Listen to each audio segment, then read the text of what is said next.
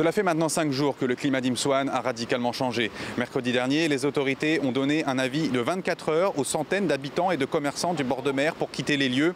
Une décision qui n'est pas une surprise, tant l'économie informelle s'est construite au fur et à mesure des années sur des terrains que les gens savaient étant potentiellement récupérables par l'État. Mais c'est surtout la soudaineté de l'annonce qui a surpris et choqué les habitants.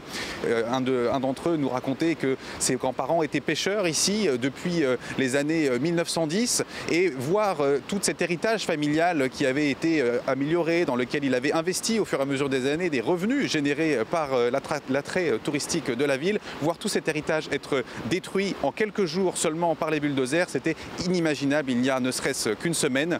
Les touristes de leur côté sont assez ébahis, ils ne comprennent pas ce qu'il passe. Certains sont arrivés 2 jours avant les destructions et ils ont pour la plupart renoncé à leur séjour, se disant incapables de continuer à surfer dans la légèreté.